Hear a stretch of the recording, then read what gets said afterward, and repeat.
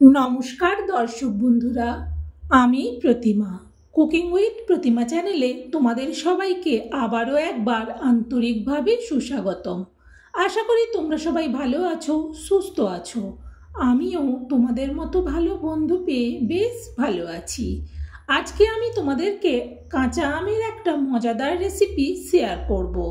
বন্ধুরা, রেসিপিতে যাওয়ার আগে যারা আজকে প্রথম আমার এই ছোট্ট পরিবারে আমার এই আমের আচারের রেসিপিটা দেখছো, তোমরা আমাকে সাপোর্ট করে আমার বন্ধু হয়ে আমার পাশে থেকো। চলো তাহলে সব বন্ধুরা রেসিপিটা শুরু করি। দেখো, আমি এখানে 5 পিস আম নিয়েছি। এই রেসিপিটার জন্য 5 পিস আম হলে আমার হয়ে যাবে।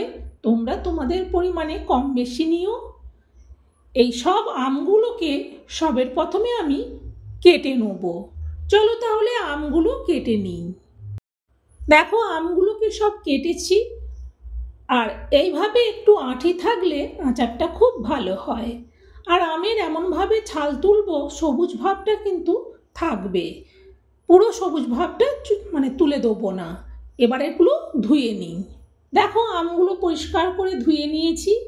এবারেতে আমি দিয়ে দেবো ছোট চামচের 4 চামচের মাপে 2 চামচ লবণ।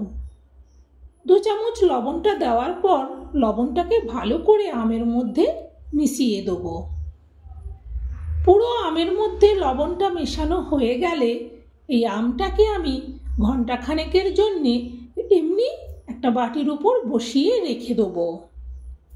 ঘন্টাখানেক বাদে দেখছি, দেখো সুন্দরভাবে আম থেকে জলটা বেশ ঝরে গেছে।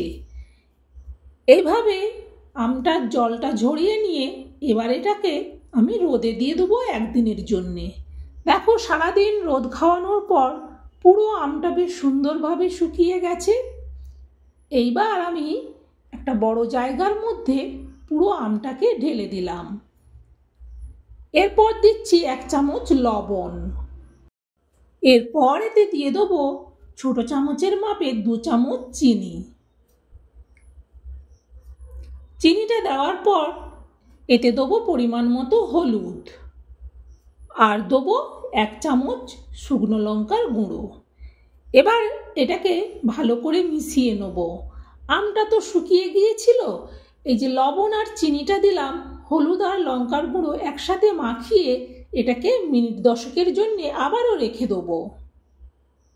দেখো, মিনিট 10 বাদে চিনি আর লবণটা গলে গিয়ে আমটা আবার বেশ সুন্দর জল জল টাইপের হয়ে গেছে, যা জল ছিল বেরিয়ে গেছে। এইভাবে 10 মিনিট রাখার পর এতে আমি এবার দেবো কালো সরিষা। কালো সরিষা নিয়েছি 100 গ্রাম, মিক্সার গ্রাইন্ডারের জারের মধ্যে দিয়ে দিলাম। আর দেব সাদা সরিষা 50 গ্রাম। মোট 150 গ্রাম সরিষা আমি গুঁড়ো করে নেব। দেখো, গুঁড়ো করে নিয়ে চলে এসেছি। এবার এই গুঁড়োটা এই আমের মধ্যে দিয়ে দেবো। এতে কিন্তু একটুও জল দেব না, কারণ আম থেকে চিনি আর লবণ দেওয়ার পরে যে জলটা বেরিয়েছে ওতেই হয়ে যাবে।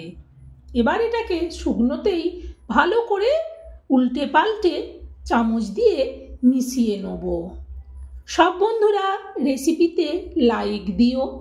তোমাদেরকে মজাদার একটা আমের রেসিপি শেয়ার করছি আচারের।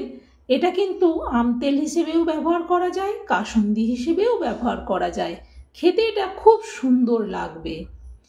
এইভাবে সুন্দর যখন মাখানো হয়ে যাবে তখন এটা আমি কাঁচের বয়ামের মধ্যে ভরে দেবো।